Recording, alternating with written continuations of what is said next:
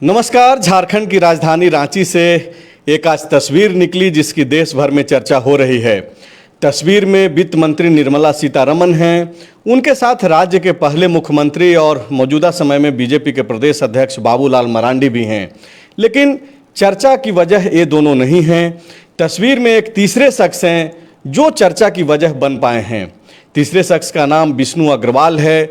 आप में से ज़्यादातर दर्शक जो अभी सुन पा रहे होंगे या फिर बाद में इस वीडियो को देखेंगे वो जानते होंगे कि विष्णु अग्रवाल क्यों चर्चा में हैं। रांची में न्यूक्लियस मॉल के वो मालिक के तौर पे जाने जाते हैं, बड़े व्यापारी हैं, बड़े बिजनेसमैन हैं। लेकिन चर्चा में इसलिए जाने जाते हैं क्योंकि सेना सहित अन्य जमीन घोटाले में जिस तरीके से ईडी कार्रवाई कर रही है उसी में एक चेसायर होम जमीन मामले में विष्णु अग्रवाल आरोपी हैं। ईडी ने कार्रवाई की और कुछ दिनों तक ये जेल में भी रहे, फिलहाल जमानत पर हैं। चर्चा की वजह इसलिए भी है क्योंकि जमीन घोटाले को लेकर के बीजेपी राज्य में हमलावर है। वजह ये भी है क्योंकि इन्हीं तरीके के मामले को लेकर के तत्कालीन मुख्यमंत्री हेमंत सोरेन जेल में हैं, रांची के पूर्व डीसी जेल में हैं, इनके साथ साथ कई प्रमुख चेहरे जेल में हैं। लेकिन विष्णु अग्रवाल को जमानत मिल गई है। विष्णु अग्रवाल को जो जमानत मिला है उसकी वजह जो है बताया जाता है कि हेल्थ है। लेकिन आज जो तस्वीर सामने निकल करके आई उसको लेकर के अलग अलग तरीके से चर्चा हो रही है कि क्या भ्रष्टाचार को लेकर के जो पॉलिटिकल पार्टियों का दावा है वो हाथी के दांत की तरह है, दिखाने के लिए कुछ और खाने के लिए कुछ और। बंद कमरे से निकली हुई ये तस्वीर पूरे देश भर में चर्चा की वजह बनी हुई है। हमारे साथ मनोज पांडे हैं, सनी शरद भी हैं। इस लाइव में हम लोग चर्चा करेंगे कि आखिरकार चल क्या रहा है और इस तस्वीर के बाहर आने से क्या बीजेपी राज्य में बैकफुट की स्थिति में आ गई है। मनोज पांडे जी हैं। सबसे पहला सवाल पांडे जी आपसे कि इस तरीके की तस्वीर तब जबकि भ्रष्टाचार को लेकर के बीजेपी मुखर रहती है, बाबूलाल मरांडी खूब मुखरता से इस पे बात करते हैं, जमीन घोटाले को लेकर के दर्जनों प्रेस कॉन्फ्रेंस वो कर चुके हैं, उनकी पार्टी कर चुकी है। ऐसे में विष्णु अग्रवाल के साथ इस तस्वीर को कैसे देखते हैं आप और कैसे देखा जाना चाहिए तब जबकि वित्त मंत्री ही ईडी के एक तरीके से सर्वोसर्वा हैं, ईडी वित्त मंत्री के अधीन आता है। देखिए, इस देश में भ्रष्टाचार कभी भी बहुत मुद्दा नहीं रहा दलों के लिए, नेताओं के लिए। वो पब्लिक को बताते हैं ये मुद्दा है, पब्लिक उसको मुद्दे के तौर पे ले तो ना ले। आप किसी भी दल के बड़े नेता को आप याद कीजिए, साउथ से लेके लालू यादव से लेके और यहाँ तक कोई ये इशू नहीं रहता। और जहाँ तक रहा बीजेपी में, तो बीजेपी ने जिसको पानी पी पी कर कोसा, आज वो लोग कई लोग हैं बीजेपी में। आप छोड़ दीजिए बाहर की बात, झारखंड की बात कीजिए। बीजेपी ने प्रेस कॉन्फ्रेंस करके कहा था कि सीता सोरेन जी राज्यसभा में वोटिंग के लिए 2 बार पैसा ली। एक बार प्रथम वरीयता के लिए अलग और द्वितीय वरीयता के लिए अलग। सीता जी कहाँ हैं? बीजेपी में है। मधु कोड़ा की सरकार को सबसे ज्यादा कहा गया कि भाई आज तक की झारखंड में सबसे भ्रष्ट सरकार है मधु कोड़ा की सरकार। मधु कोड़ा किसका पट्टा लगा के किसके लिए प्रचार कर रहे हैं? नहीं, वो हेमंत सोरेन से पहले बीजेपी बोलती थी, अब तो हेमंत सोरेन की सरकार को बीजेपी बोलती है कि सबसे बड़ा भ्रष्ट सरकार रही। हाँ, तो दरअसल जब तक दूसरे दलों में कोई रहता है तो बीजेपी उसको अंगुली माल का डाकू बोलती है। और जब यहाँ आ जाते हैं तो ये देश की संस्कृति है कि बाद में वो संत भी हो सकता है। तो हर किसी को मौका मिलना चाहिए ना सुधारने का। तो इसको सुधार केंद्र के तौर पे देख लीजिए, इसमें हाय तौबा करने का क्या जरूरत है। बीजेपी सुधार केंद्र है, यहाँ पे इस तरीके से इसको पेश किया जाना चाहिए। बाकी जो दर्शक हैं वो समझ जाते हैं अपने हिसाब से, उनको किस मायने में देखना है और क्या नहीं देखना है वो सब वेल अंडरस्टूड है दर्शकों का। ये कोई इशू नहीं है। जहाँ तक आप ये बोल रहे हैं कि पीएम मोदी जिस तरीके से भ्रष्टाचार पे हमलावर रहते हैं और जिस तरीके से वो दावा करते हैं कि किसी भी तरीके से भ्रष्टाचार बर्दाश्त नहीं किया जाएगा, उनके ही एक मंत्री के मौजूदगी में एक भ्रष्ट आदमी, एक आरोपी आदमी, जमीन का घोटाला किया हुआ आदमी जो जेल भी गया हुआ है, ईडी कार्रवाई कर रही है उस पर और वो व्यक्ति जेल में मिलता है, लेकिन इस तस्वीर को बहुत ही साधारण तरीके से लेना चाहिए। बिल्कुल, अभी बीजेपी कहेगी कि वो ना तो मेरा कार्यक्रम था, दूसरी बात कोई आरोपी है, कोई सजा याफ्ता थोड़ी है जो हम उसको मान ले कि वो दोषी है। तीसरी बात ये है कि भाई वो बिजनेसमैन है और चैम्बर ने, कॉमर्स ने इसका और एक एनजीओ ने कार्यक्रम कराया था, वो तय किए होंगे। और बीजेपी ने जो अपना प्रेस विज्ञप्ति भी जारी किया इसके बाद, उसने क्या कहा कि किसी के मिलने से और साथ फोटो खिंचाने से ना अपराध बढ़ेगा ना घटेगा, अगर वो दोषी होंगे तो बाद में दिया जाएगा। तो ये सब टेक्निकली बातें हैं जो पब्लिक को या मीडिया को बयान में दी जाती है। लेकिन विष्णु जी क्या हैं झारखंड में, बहुत सारे दर्शक उनको नहीं जान पा रहे होंगे। तो एक सिर्फ एग्जाम्पल के लिए कि रांची में जो भी आप न्यूक्लियस मॉल देखे या नाम, तो उसके वो ऑनर हैं उस ग्रुप के, बीके बड़े व्यापारी। हाँ, तो वो उनका मिलना सीतारमन से, उसको आप नॉर्मल तरीके से देखिए, बीजेपी ऐसे कहेगी। पर अब आप ये कहेंगे कि भाई वो ईडी के आरोपी हैं, ईडी के पूरा डिपार्टमेंट जो है सीतारमन जी के अंदर आता है, उनसे नहीं मिलना चाहिए आचरण स्वरूप, तो वो पार्टी विथ डिफरेंस वाला मामला बहुत पुराना हो गया, कई दशक। मतलब कुल मिलाकर के बात वही है कि हाथी के दांत जैसी बात है कि दिखाने के कुछ और, खाने के कुछ और। आपके पास लौटते हैं पांडे जी। पांडे जी बोल रहे हैं कि वो कार्यक्रम बीजेपी का नहीं था और बीजेपी इस तरीके का दावा कर रही है। तो वाकई में क्या परिस्थिति थी, किन सिचुएशन में जो है मुलाकात हुई? सनी, सबसे पहले तो दर्शकों को आप वो बता दीजिए, उसके बाद दूसरा सवाल करेंगे। देखिए, ये जो कार्यक्रम था ये बेहतर झारखंड और federation of Jharkhand chamber of commerce and industries के संयुक्त तत्वावधान में कार्यक्रम था। रेडिसन ब्लू में ये कार्यक्रम हो रहा था, चैम्बर भवन के ठीक सामने रेडिसन ब्लू होटल है। और कार्यक्रम का जो टॉपिक है वो रखा गया था eastern India engine of growth for विकसित भारत। और इस कार्यक्रम में ज़्यादातर व्यवसायी वर्ग के लोगों को शामिल किया गया था, चैम्बर से जुड़े हुए लोगों को शामिल किया गया था। तो विष्णु अग्रवाल भले ही जेल गए, लेकिन चैम्बर के से जरूर जुड़े हुए रहे होंगे और यही वजह है कि इस कार्यक्रम में भी उनको बुलाया गया। अब टाइमिंग है कि विकसित भारत के लिए जो इंजन है ईस्टर्न इंडिया में, मतलब कि जो चेहरे हैं जो विकसित भारत में अपना योगदान दे रहे हैं, उन योगदान देने वाले मामले में और प्रमुख चेहरों में जो है विष्णु अग्रवाल भी वहां पे गए कि भाई अगर ईस्टर्न इंडिया में विकास होना है, विकसित भारत सफल होना है, तो विष्णु अग्रवाल ही जो है विकसित भारत बनाने में अपना महत्वपूर्ण योगदान देंगे। विष्णु अग्रवाल ही नहीं, विष्णु अग्रवाल जैसे कई लोग हाँ। ये यही शायद थीम रहा होगा कार्यक्रम का। अब विष्णु अग्रवाल, सवाल है कि कब मिले, कार्यक्रम के दौरान मिले या बाद में मिले, कई लोग ये सवाल खड़ा कर रहे हैं। तो ये जो तस्वीर जारी हुई है उसके अनुसार लग रहा है कि कार्यक्रम से पहले ही विष्णु अग्रवाल उनसे मिल के उनका वेलकम वगैरह कर लिए थे। इस कार्यक्रम में मुख्य अतिथि के तौर पर केंद्रीय वित्त मंत्री निर्मला सीतारमन शामिल हुई थी और विशिष्ट अतिथि के तौर पे बाबूलाल मरांडी शामिल हुए थे, जो बीजेपी के प्रदेश अध्यक्ष हैं और झारखंड के प्रथम मुख्यमंत्री हैं।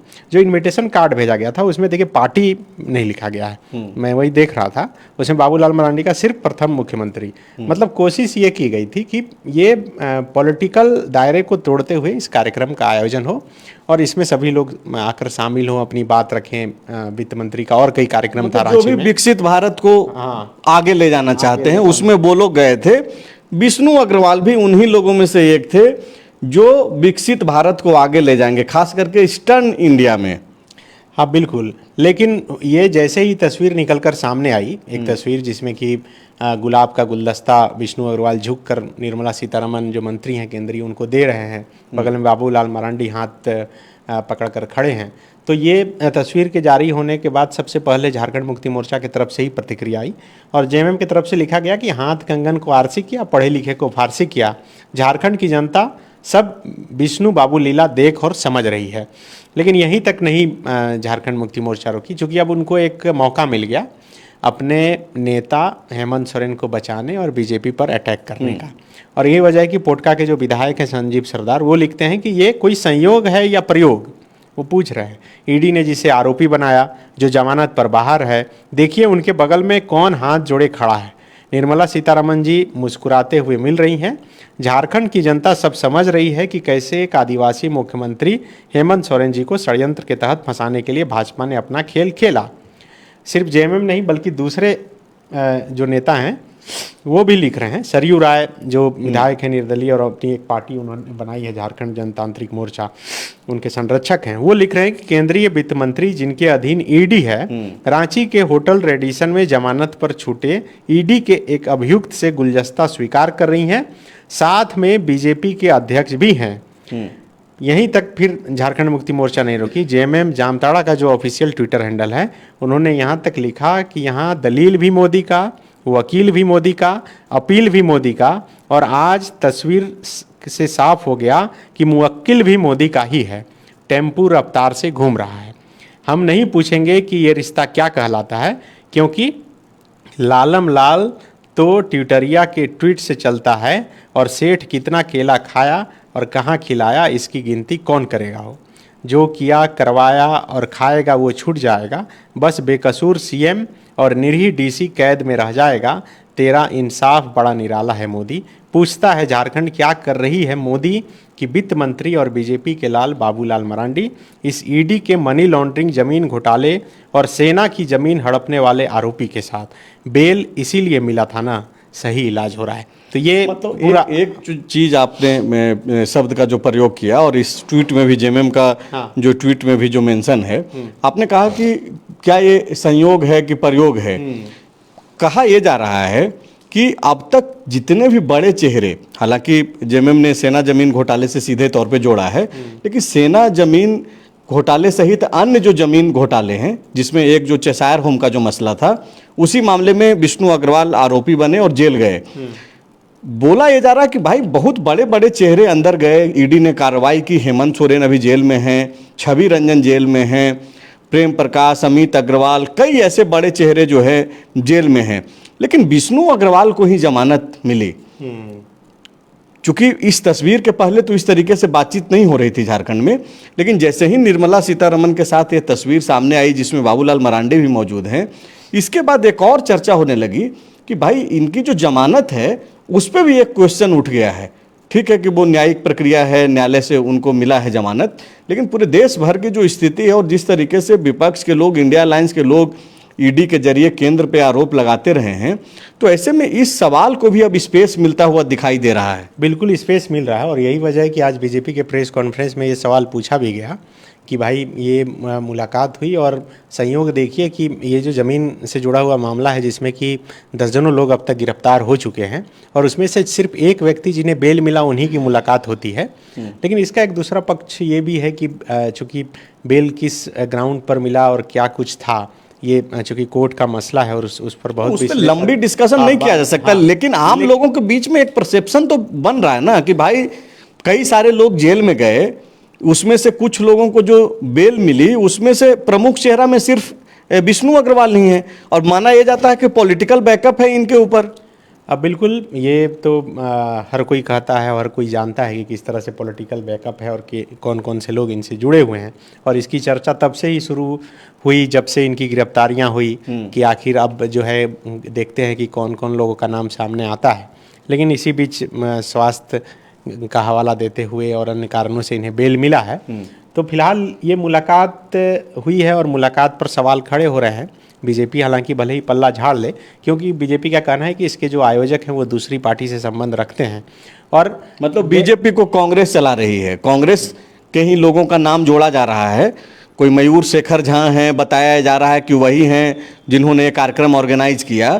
तो क्या बीजेपी झारखंड में कांग्रेस के हवाले से चल रही है, कांग्रेस पार्टी के लोग चला रहे हैं?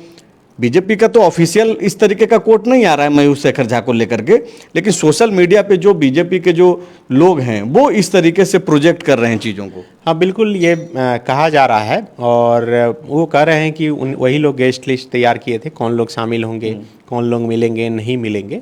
बाबूलाल मरांडी सिर्फ विशिष्ट अतिथि के तौर पे शामिल हुए थे, चूँकि केंद्र में वो मंत्री हैं, उस आधार पर भी उनके साथ गए थे। इसके बाद भी निर्मला सीतारमण का एक कार्यक्रम था, संवाद कार्यक्रम।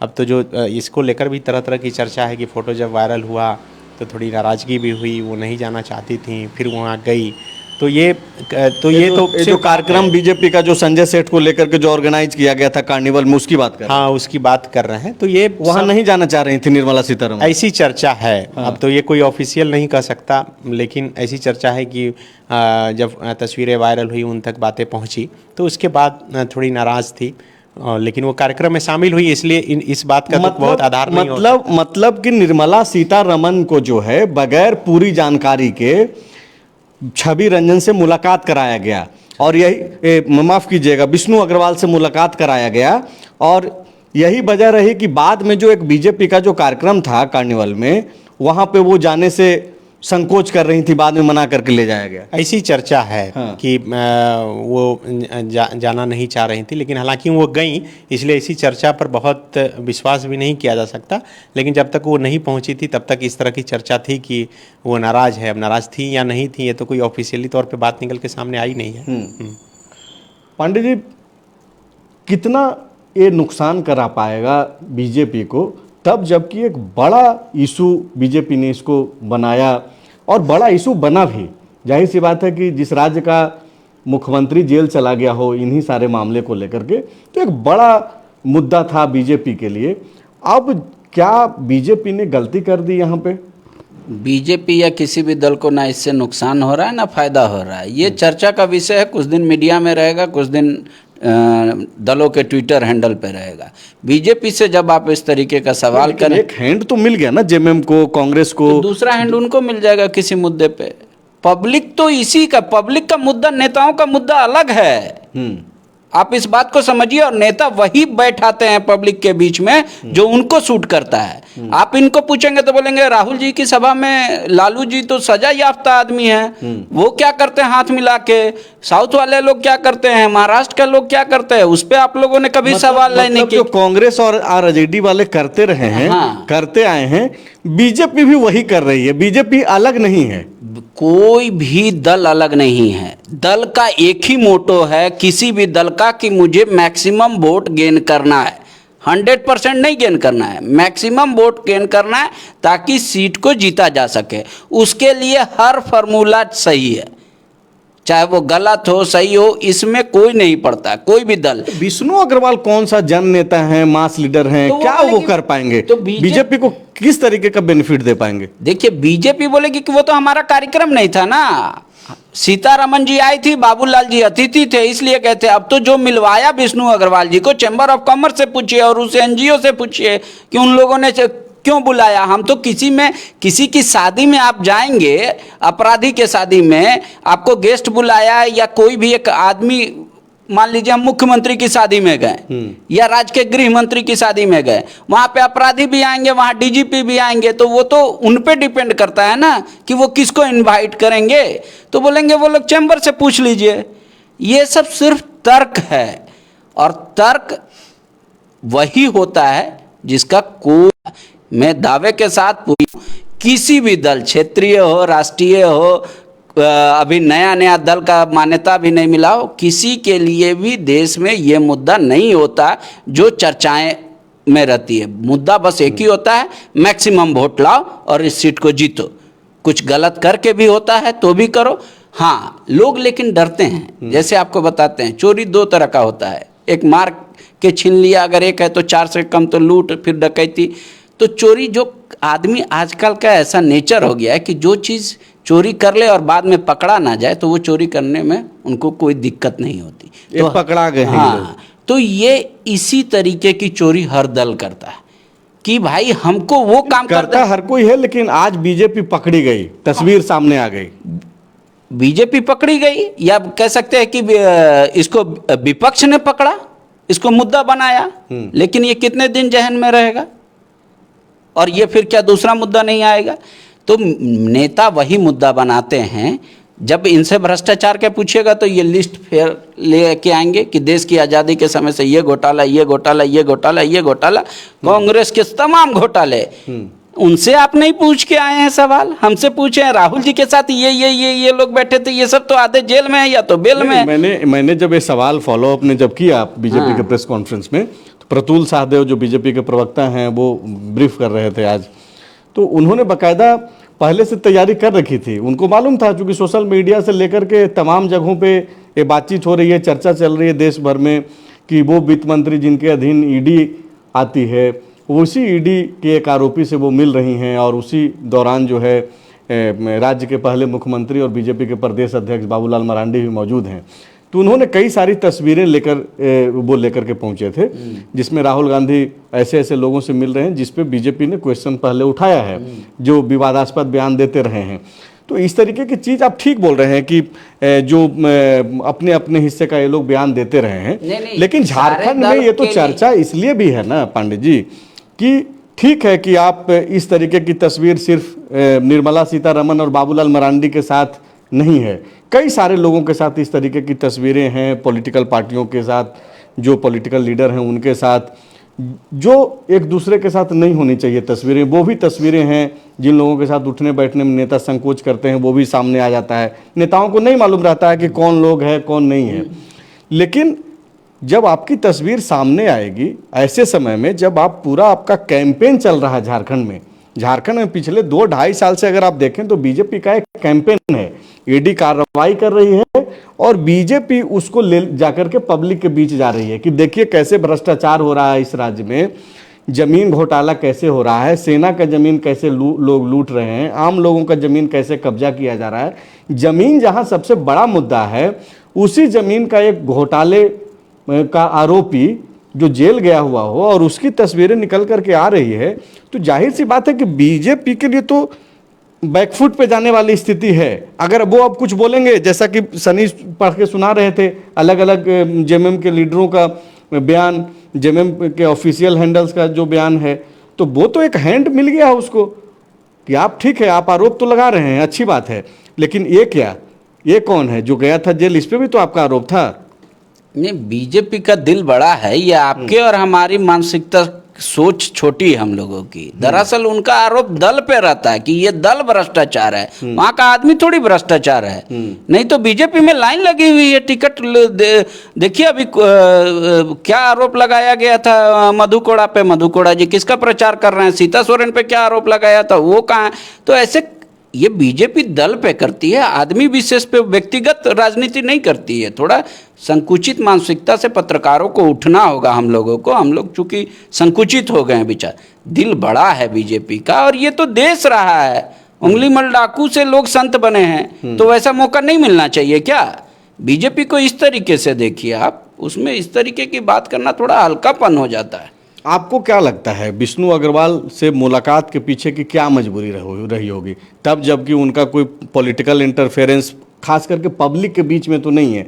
ठीक है, पॉलिटिकल लीडरों से उनका एक संबंध है, माना जाता है कि बड़ा बैकअप है उनके पीछे, लेकिन आम लोगों को क्या वो कन्विंस कर पाते हैं, या आम लोगों में ऐसी पकड़ है, ऐसा तो कुछ है नहीं विष्णु अग्रवाल के साथ। चैम्बर ऑफ कॉमर्स में वो बड़ा नाम है, बिजनेसमैन में बड़ा नाम है, और जो मेरी जानकारी है उसके अनुसार मैं आपको बता देता हूं, हालांकि मैं पुख्ते तौर पे ये नहीं कर रहा हूं। विष्णु अग्रवाल ने किसी बैंक से लोन लिया था, उस बैंक ने अचानक उनका 4% रेट ऑफ इंटरेस्ट बढ़ा दिया। विष्णु अग्रवाल ने उस बैंक को लोन को दूसरे बैंक को दे दिया, बैंक ने टेक ओवर किया, लेकिन पुराना बैंक उसको टेक ओवर नहीं करने दे रहा है, कागज नहीं दे रहा है। इसको लेकर विष्णु अग्रवाल ने कई एक पत्र लिखा फाइनेंस मिनिस्ट्री में, कोई कार्रवाई नहीं हुआ क्योंकि दोनों ही सरकारी बैंक हैं।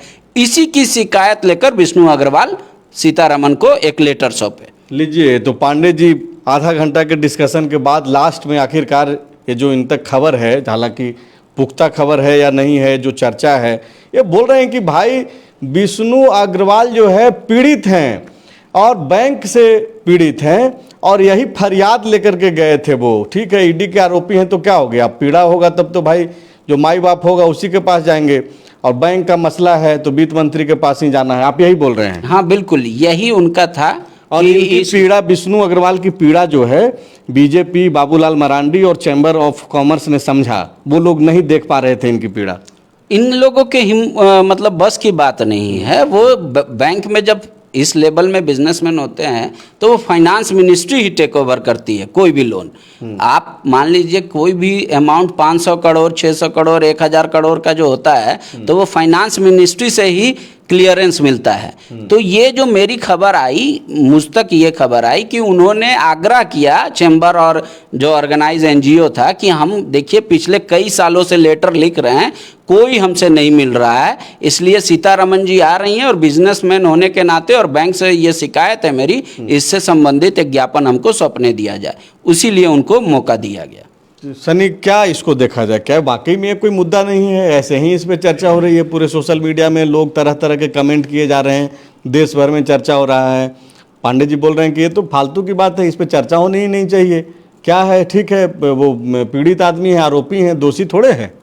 तब तो फिर हेमंत सोरेन के मामले में भी चर्चा नहीं होना चाहिए। उन पर भी तो आरोप है, जेल से आए बाहर आएंगे ही। मधु कोड़ा पर इतना बड़ा आरोप लगा, वो तो शायद और फिर अभी बाहर हैं, तो उन्हीं की पत्नी बीजेपी में भी शामिल हो गई, उस पर चर्चा नहीं हो रहा है। तो उस हिसाब से देखिएगा तब तो फिर कुछ है ही नहीं, लेकिन कुछ है और यही वजह है कि ये चर्चा हो रही है।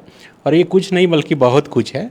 अब समझिए कि जो पूरा परसेप्शन बीजेपी जिसको लेकर गढ़ रही थी, और उसी के एक चेहरे को जो है अपने सबसे बड़े नेता जो यहाँ पहुँचते हैं उसके बगल में आप खड़ा कर देते हैं, और वही उसी के बॉस के पास जो आरोप लगाता है, जो अरेस्ट करता है, तो फिर सवाल तो खड़ा होता है। और ये सवाल सिर्फ खड़ा नहीं होता, बल्कि मुझे लगता है कि ये बीजेपी और बाबूलाल मरांडी के लिए बहुत सेटबैक भी होगा। अब जब जब वो भ्रष्टाचार की बात करेंगे, जब जब जमीन घोटाले की बात करेंगे, तब तक ये तस्वीर उनकी आंखों के सामने नाचेगी।